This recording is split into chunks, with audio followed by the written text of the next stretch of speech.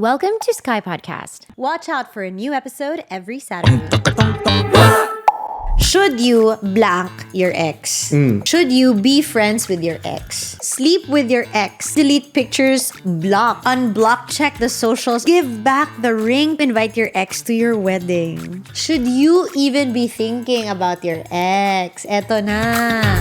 Okay. Yes. Hello, everyone. I'm laughing because we have a certain topic for today. Sige, ano yung topic natin? It's about exes. But sabi ko kay Slater right before he pressed the record button. Parang I don't want to keep talking about exes. I know it's a lot of people request to talk about love and heartache and exes. Pero baka isipin ng ex mo or ex ko or mga ex mo and ex ko. Na pinag-usapan pa natin sila. Late at night sila lang yung iniisip natin. Alam mo, ito si ano, ganito, ganyan. Ayan na nga. So our topic for today is, should you blank your ex? Okay? Yes, so, okay. we're gonna take a poll. Opinion mo, opinion ko. Or if same ba tayo ng opinion. Should you blank your ex? Okay, so yung first one is, should you be friends with your ex? I think I would still be friends with them, but more of like an acquaintance, unless like parang, I wouldn't go out of my way to be friends with them, basically. Ako, I'm really okay with being friends with your ex, my ex. I feel like with my ex before, there was a conversation when we broke up na I don't want to be, ano yung sinabi niya na parang makalimutan ko lang siya or like part lang siya ng life ko na ilagay ko sa drawer tapos babu. Ganun na. Which I understand. I mean like, we grew up together, friends kami. So why not continue the friendship? Yeah. To me naman, feeling ko, I'm mature enough to do that. But I guess parang it just didn't work out that way. And then, okay lang, hindi ko napilitin kasi that's life. Yeah, I mean, when we're like with someone intensely, the breakup is very, very masakit. That part of it is the heartache of losing that someone, and part of it is losing that constant in your life, that habit in your life, sabihin natin. And parang that's why we make these promises na, oh sige, okay pa rin tayo, let's still communicate, and it's the, because sobrang init pa ng emotions. But as we grow older and more jaded in life, Yeah, or alam like, natin na, hey, that's not gonna last naman. Or, Siyempre, nag-iba na rin yung life namin, di ba? So, wala. And it's okay. Yeah, it's just and, part of it. yeah. Parang, I won't force the issue. Also, as respect you. And parang, wala na rin. Parang, Pero sa ating relationship talaga, like, we don't mind if you, like, say hi to your ex. When I say hi to my ex, you don't mind. Like, nagme-message pa nga kayo sa few of my exes. Few, actually. ang dami kasi. No. There's too many. I have to be friends with some. Kasi yung mga ex ko, nagiging mommy na rin sila. So, ka-text nila si Kryz. I don't know how that happened, but I didn't even know until she told me. No, we were friends before we got together. I didn't know that she was your ex. So parang, why will I stop being friends with her? Anyway. So, would you allow your wife to be friends with your ex? Oh, ikaw nga, di ba? I think we went to this party and then you saw my ex and then nag-usap pa kayo. Kami, hindi kami nag-usap. Okay lang. Tao lang din sila. So, whatever. Okay, number 2.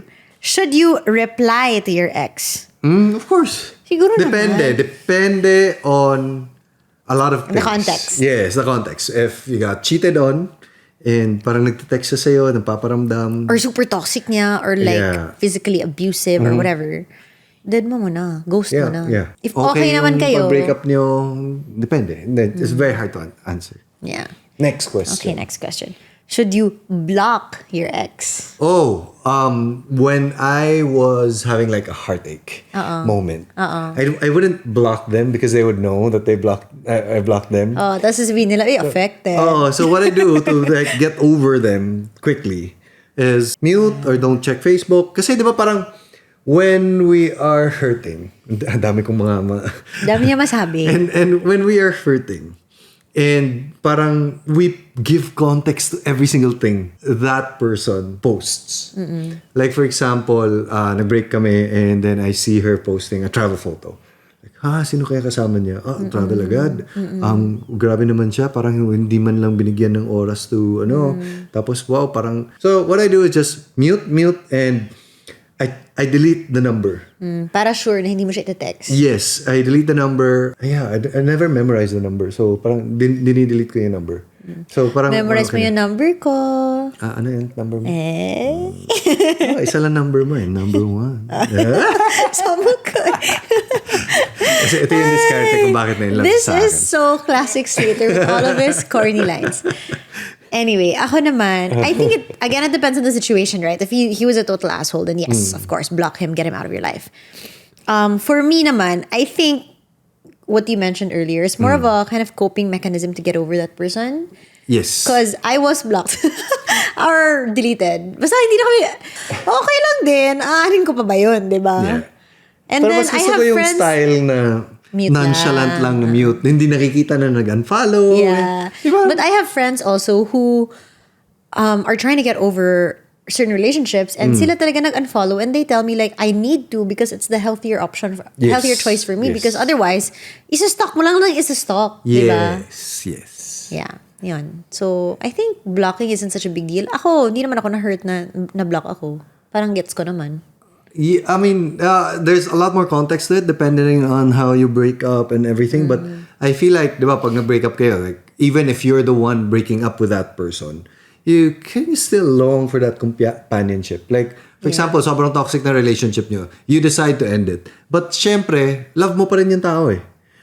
So, may mga, like, kailangan lang, weird naman din pag binlock mo bigla. So, for me lang, kasi minsan the word block or like if you delete, unfollow or whatever, parang ang bigat. Ang bigat. Tapos iisipin agad ng other party na, parang may kasalanan ako or something. na-hurt. Move on tayo. Diba? Ikaw na. Mature. Confidence sa sarili. Maybe you didn't love the person that much Love also. ko naman, pero move on na tayo. Okay, should you unblock your ex after it's been a while? Yeah, after a while siguro na parang okay na, like parang maybe when you're Makita clearly kayo, tapos over each other. Yeah. Unless meron siyang kasalanan na parang unforgivable. Oo. Pero alam mo, you should forgive even if unforgivable. Kasi ikaw yung lugi kung hindi mo siya ma-forgive. That's true though. That's Diba? true though. What? I remember my mom, she's very religious, and then she talked to this priest na, Father, I have a sin. I really can't forgive this person. There's only one person in my life na feeling ko, Father, kahit luluhod siya in front of me right now, hindi ko talaga siya matingnan kasi ang laki ng kasalanan niya sa akin. Tapos tumawa lang daw yung priest and then the priest just said na, just give it time. Parang time heals all wounds. And then that same concept na, if you don't forgive that person, you're always holding a grudge against that person. Kala din ang kawawa kasi yung other person naka-move on na. Yeah. Walang paki sa'yo. Tapos ikaw, you're holding on to that something. The energy it takes to hate on someone consumes you. Worth it ba siya sa energy mong yon? Yeah. Protect mo na lang yung peace mo at move on. Okay. Should you delete pictures on your socials of your ex? Ikaw, love. Kasi ako, sa dami, hindi ko na in-effortan. What did I do? I did delete it, I think. You did? Yeah. Pero parang after na parang, alam mo yung pag nag-break up kayo na in denial ka pa, baka this can be fixed pa, or like, pero after a while, like parang, wala na talaga to. Like, don't think delete, yeah. It's so weird though, the feeling of like, deleting not just on socials, but your phone, na parang, okay, this is a memory. Memory pa rin siya eh, kahit paano, that's still part of you. Yeah. And like, when you delete it, like parang, it's so final. Now, okay, delete. Empty recycle bin. Oh my God, empty recycle bin is so old or like, whatever that is. For me naman, because I'm a social media person, hindi ang dami kong photos, di ba? Hindi kung kailangan ko i-delete, hahanapin ko pa yan isa-isa. I mean, diba, if it's in my socials or if it's in my phone. No, I'm just saying, like, for a normal person siguro, kung hindi ako nasa social media, kung hindi 1,000 photos yung nasa online, na kailangan ko i-one by one delete, siguro naman I'll delete it.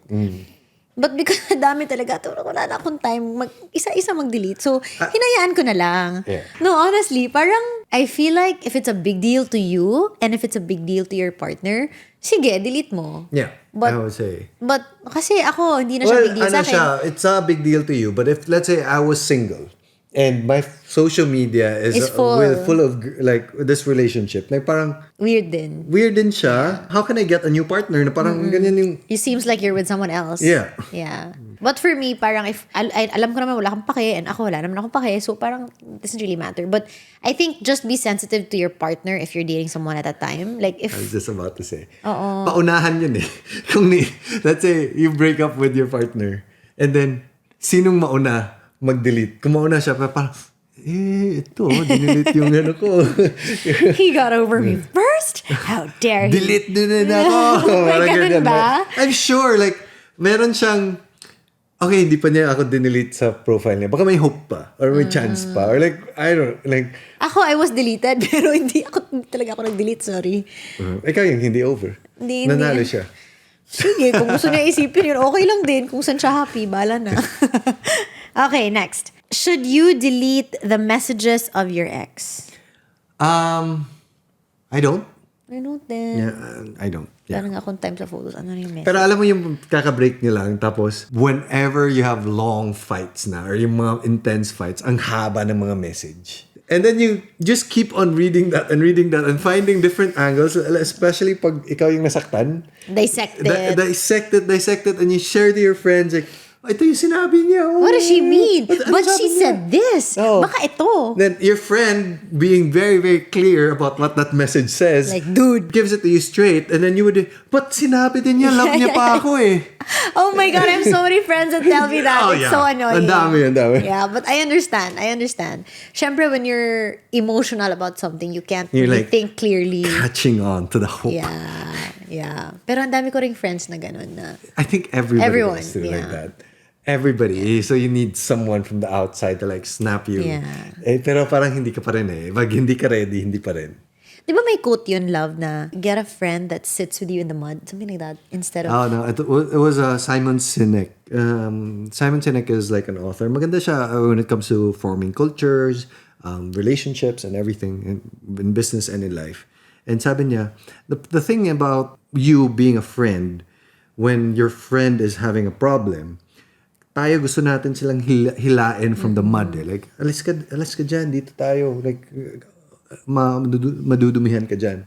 Instead of what that person really needs is just someone to sit in the mud with them. Yes, exactly. Which is, I think, a very, very good analogy because when you're hurting, or not just hurting, when you're angry or emotional. parang like if we were fighting and like parang you snap out of it, or if you were and this happened, you're sharing something very intense and like nagagalit ka sa araw mo or whatever, and then I would just say, madali lang yan, just do this. Diba parang you don't feel heard, you don't feel like you're connected and everything, instead of like, talaga? Magagalit ka rin. Like, we all have friends na parang ganyan din na sasakyan nila.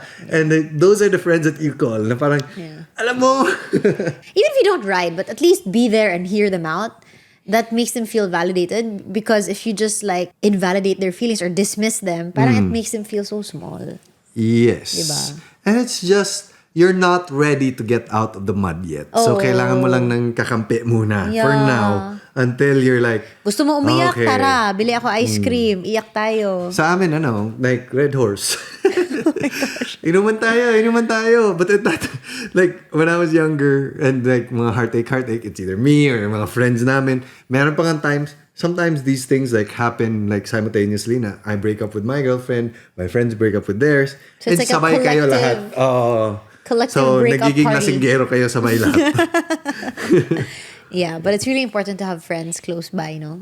To help you. Of course. Okay, next. Should you check the socials of your ex? No, never. Ako din. I feel like because we're so busy, di na nga natin ma-check yung isa't isa. Siguro in the past, if I was single, my God, it's been so long ago. I feel like I have cobwebs already.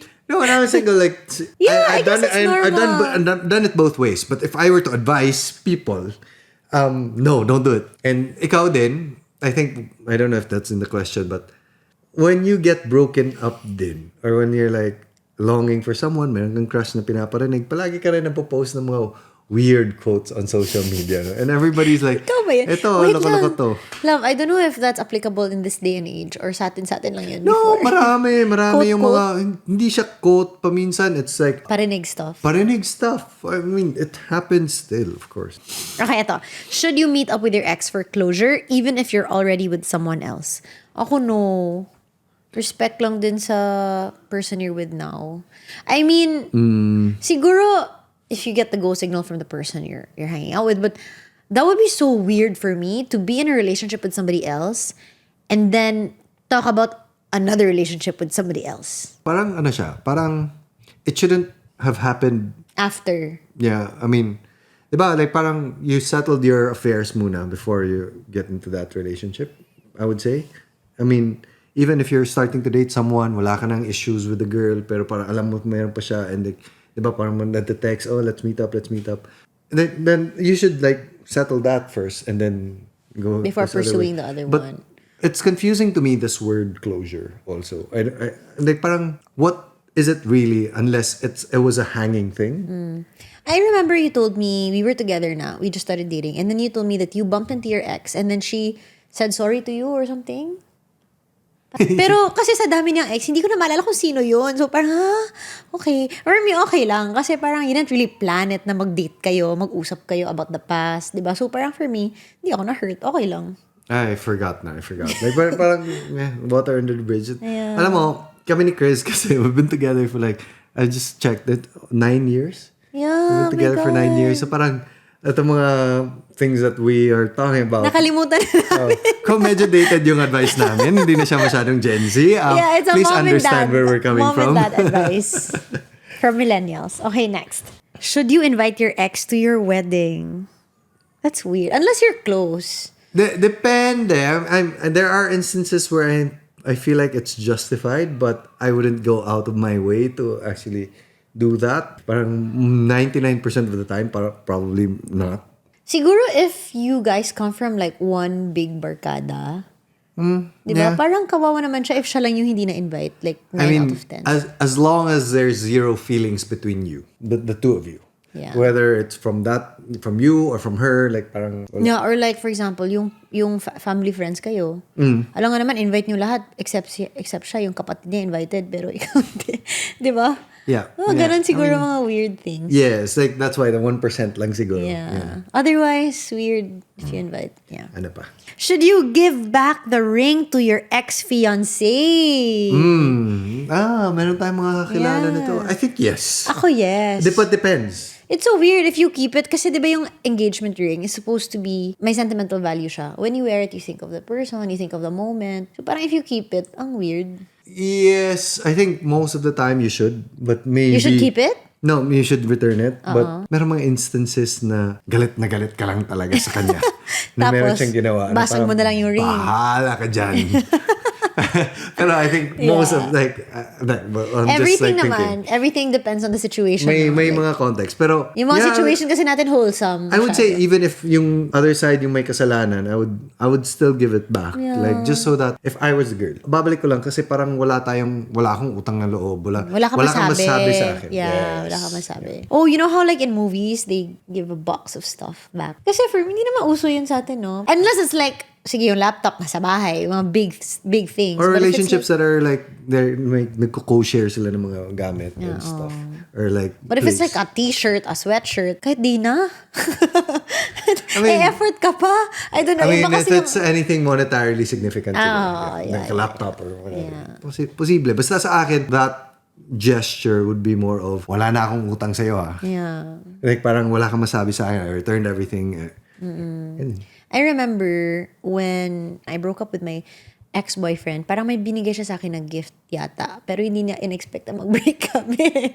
So, binigay niya. I think Christmas gift yata yun. Hindi ko So, maalala. after you've broken up? No, he gave it to nabili me and then we broke up.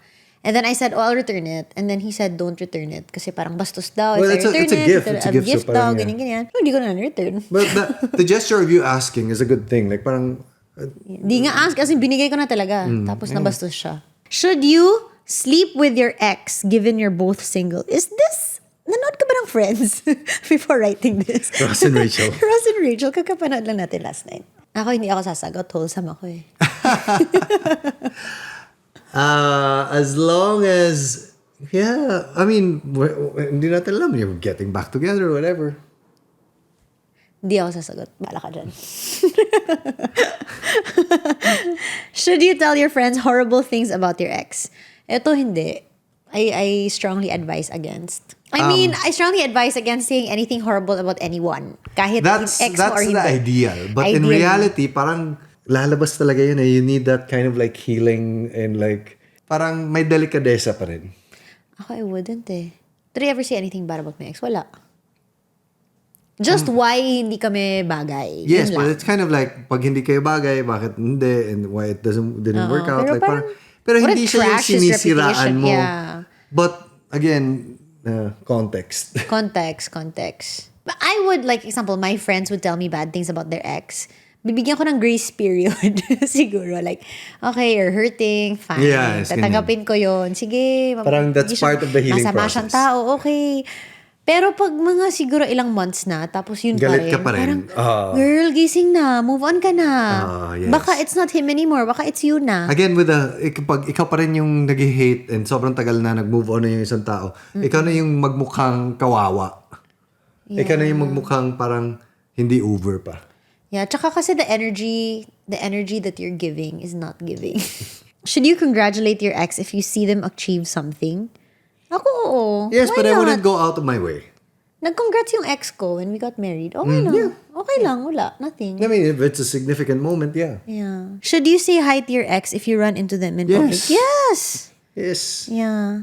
Unless, masama talaga silang tao, then, ako, don't You bother can do na. a casual hi. Bahala na kayo dyan. Ako, if masama talaga siyang tao, Oh, yeah. hide na lang. See you later. Mas na-awkward ako sa hindi nag-hi. You know what? Sometimes I'm so awkward. Like, I have this thing where in my head, people don't remember who I am. Like, okay, now, I guess, people know me more. But growing up, I've always been the one that gets forgotten. Like, in my family, we have a big family. My grandmother was a matriarch. And I was just, one of the youngsters and nobody cares about. It's always like that. Like, nobody cares about me. My face is very basic, like Pan-Asian face. So many people have this face. So I'm very forgettable. In fact, I modeled for some things in the past because my face is so common. So, okay lang. Accept ko na yan. But I feel like hindi ako let go of that. Until this day, I keep thinking that people don't remember who I am. So, when I duck and hide sometimes, ayoko mag-hi. Or like, di ba, I have such bad memory with faces. Okay. Like one time we ran into your aunt and I wasn't sure it was your aunt and I was so awkward and like CR kami together. Di ako sure. I don't want to say hi and then mamaya it's not your aunt. I've done that so many times also Well, you because just say hi. I had bad eyesight. If it's someone that's familiar, like parang, hi. Dude, no. I've done that so many times. Like, oh, hi. And then that person's like, who the hell are you? Bahala na. It's so awkward. It's happened so many times. And then I got my eyes lasered. So now I can see perfectly. Now it's just my memory. So I wanted to ask you first. So yung pag-alala mo sa tao, blurry kasi eh. Ngayon, sharp na. Parang hindi ata. So, Wait, there's so many things wrong with me. I'm sorry. But so this is just in my head all the time. Na parang it's okay to duck and hide. So for me, hindi siya awkward. Kasi Okay. makalimutan mo rin eh. Haba na na explanation. Okay, last two. Should you go to a concert with your ex if you already paid for the tickets and flights? Oh, we have We have a someone friend, yeah. Yeah, this happened to someone. Parang nag-fly siya doon. Nag-break Na-book up na sila nila ng lahat. grabe, oh. Na-book na nila lahat. Tapos nag-break sila. No, But they nag-break sila on the way before the flight. So Hindi. they still pushed forward. Hindi. Yung, for example, the girl was in that place. Let's just say, nasa States. Tapos yung guy nag-fly sa States. So surprise her, nag-book na sila lahat-lahat. Pagdating doon, he found out she was cheating. Like, he caught her, something like that. And then, nabook na lahat eh. So, tinuloy na lang nila. Or break na sila, pero sayang kasi nagbayad na sila. So, they just went. And then after, babu na. Pero that's so weird. So, I couldn't. Siguro I'll go, but hindi kami magkasama. Oh yeah. Pero I'd ask the ibenta ko yung ticket. offending party na mag-book ka ng bago and wag kang sumabay sa trip ko. Yeah. Kasalanan mo naman eh. Hanap ako ng ibang date. Yeah. Okay, last one. Should you even be thinking about your ex? Eto na. What's with that face? I mean, it depends. I mean, kung ngayon, Yeah, weird na siya. weird na siya, pero napag-usapan pa rin natin eh. Yeah, I know. It's really because of this podcast. Mamaya talaga i-screenshot to, tapos i-send sa mga ex mo. Tapos sabihin, alam mo, Slater still thinks about you. It depends. I mean, it's such a weird question. And so, parang, I think at this point- abstain.